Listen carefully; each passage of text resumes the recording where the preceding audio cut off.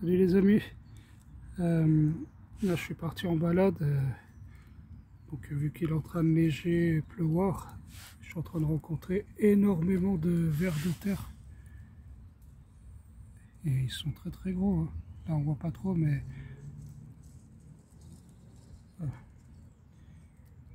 il fait au moins 25 cm je crois, une fois déployé, parce que je l'ai bougé c'est pour ça, mais si vous voyez, regardez, il est hyper long et c'est déjà le troisième comme ça que je rencontre. Il y en a encore un là, regardez,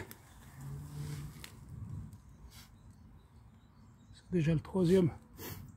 Donc moi je pense toujours en tant que survie. Après ça peut choquer des personnes, mais je vois toujours l'aspect survie et toutes ces choses. Donc si vraiment il se passe quelque chose ou on doit fuir, ou toutes les éventualités sont possibles, une centrale nucléaire qui pète et qu'on doit partir, tous les scénarios sont possibles. Ça pourrait faire une bonne source de protéines. Après, bah, je pense qu'il faudrait les cuire, quoi, parce que comme ça doit vraiment être dégueulasse, quoi, très très sableux, terreux. J'ai déjà vu Bill Grill, l'aventurier anglais là, qui a mangé, et ça avait l'air d'être très très dégueulasse. Mais voilà, ne pas sous-estimer ses forces de survie, donc voilà. Et on va voir si on trouve encore autre chose. En fait, l'hiver, bon là on est déjà au printemps, donc il y a déjà beaucoup d'herbes.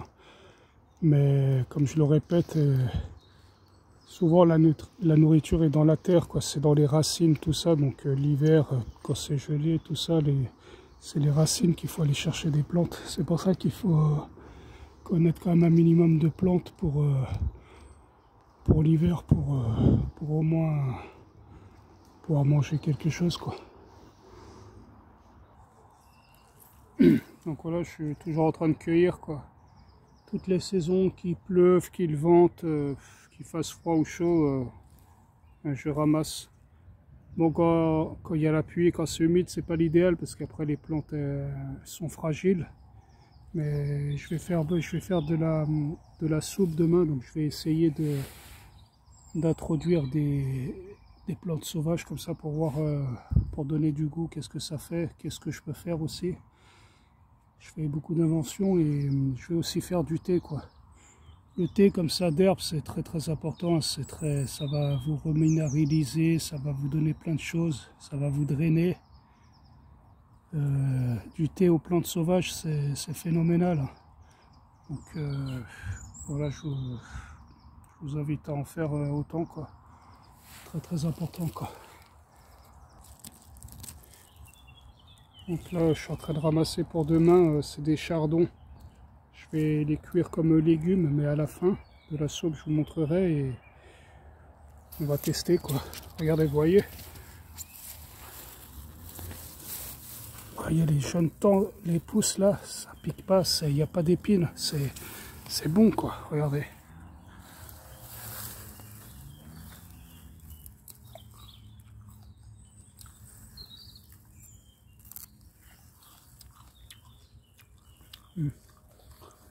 Ouais, il y a une araignée aussi là, je sais pas si on la voit derrière.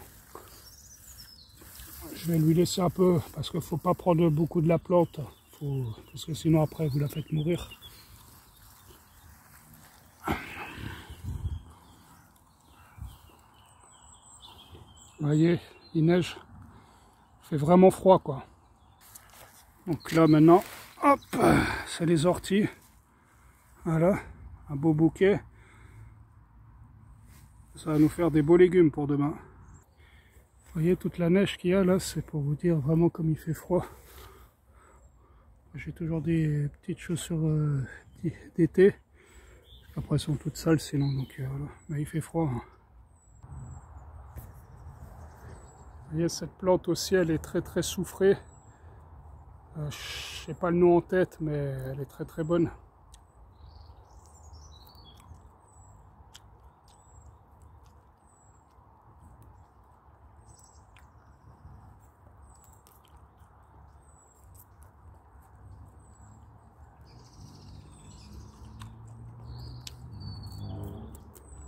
C'est un peu dur. Très très bonne. Très très soufrée. Puissante et un peu d'ail aussi dedans. Une très très bonne plante. Regardez comme c'est beau. La nourriture à foison en abondance. Ça.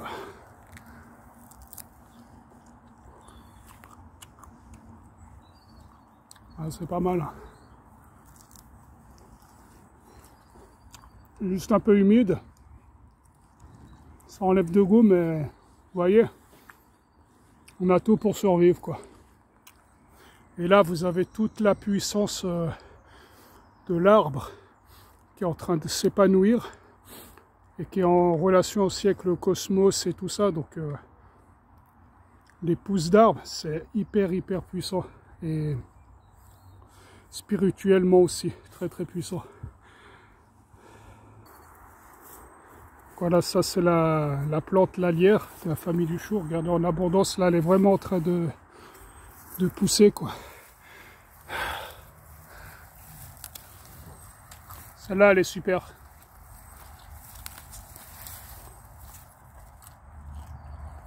Ouais. On va en prendre.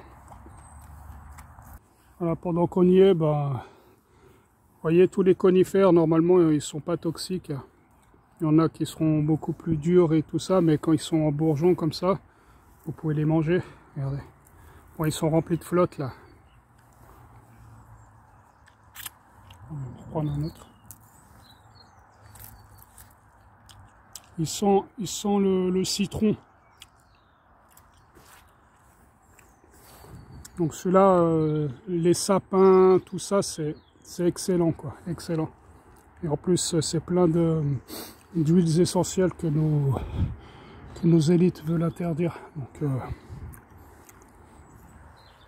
mangeons-en, quoi. Voilà. Bon, je vais m'arrêter là pour la cueillette parce qu'il commence à faire froid.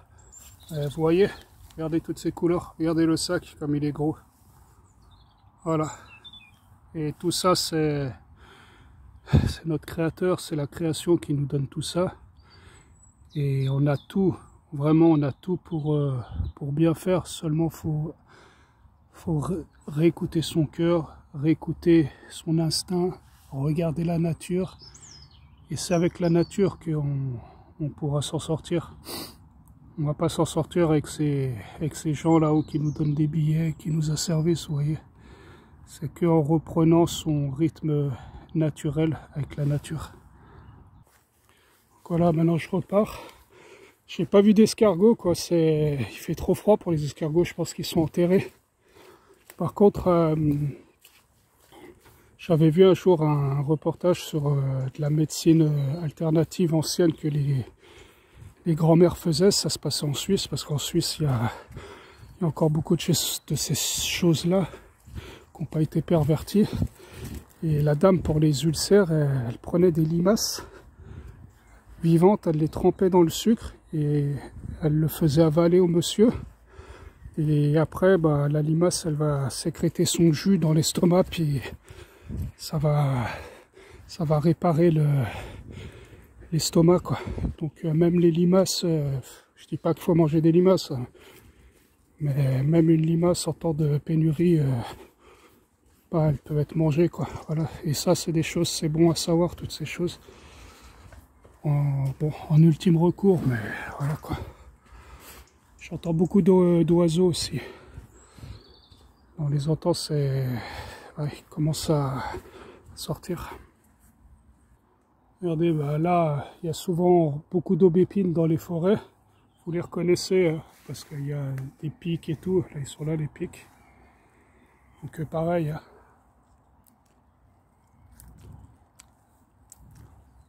Bon, là, il n'y a pas beaucoup de goût parce qu'il y a la pluie qui est tombée, mais vous avez de quoi vous nourrir, quoi. Donc voilà aussi, je vais en profiter. Donc ça, c'est du lierre grimpant, là. Ils disent que les baies sont toxiques. Hein. A priori, au bout de 12, c'est toxique. Mais moi, chaque fois que je me balade, j'en récupère une.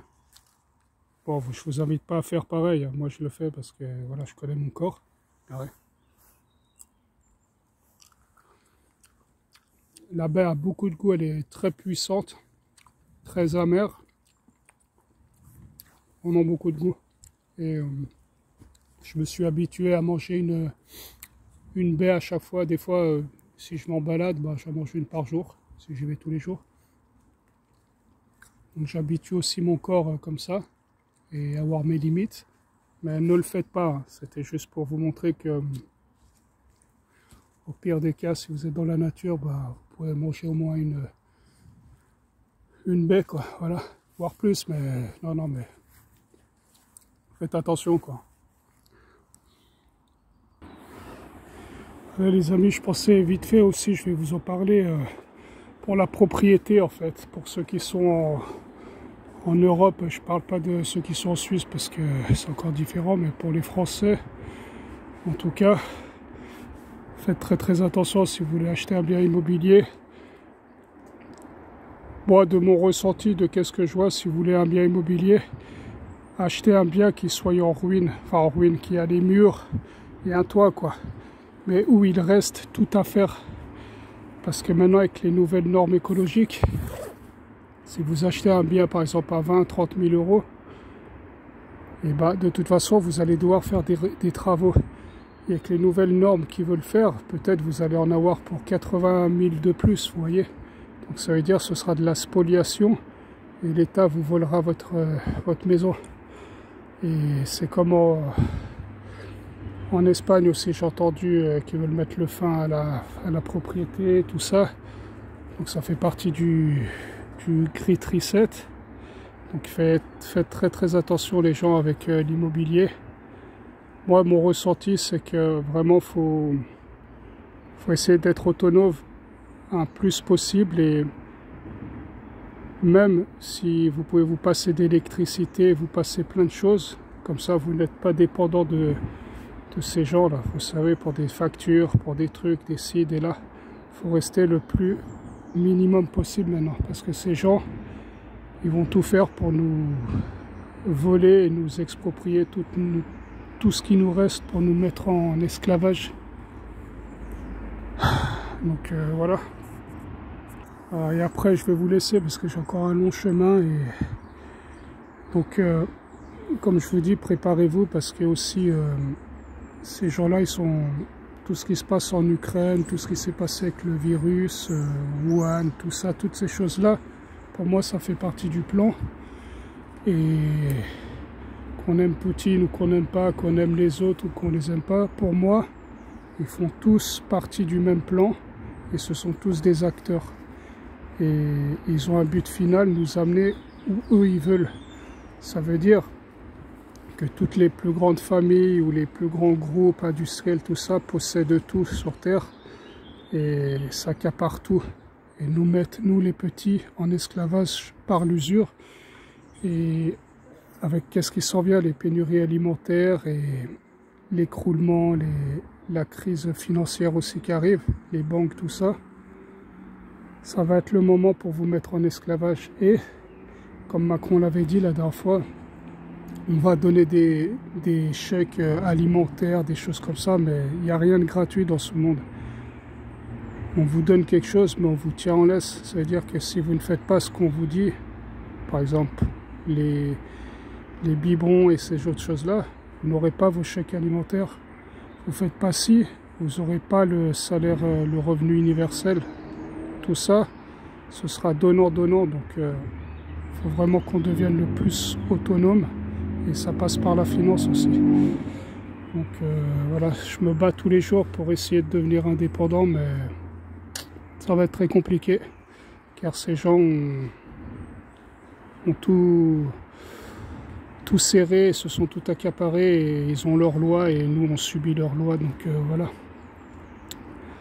En tout cas, bah, les plantes sauvages, c'est déjà une forme d'indépendance, et je dirais même plus, c'est une chance, quoi. C'est ce que je vous montre là, quand j'essaie de vous faire aussi des recettes, les recettes du pauvre, les pizzas du pauvre, je méprise personne, c'est vraiment pour aider les gens et les gens qui vivent vraiment avec le peu qu'ils ont, mais en connaissant ces connaissances, on peut faire beaucoup de choses. Voilà. Donc la liberté passe déjà par l'alimentation.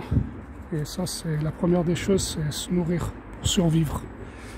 Voilà les amis, bon, je vais vous laisser, parce que la vidéo commence à être longue, et portez-vous bien, faites les bons choix et faites attention à vous, car ces choses arrivent. Allez, au revoir.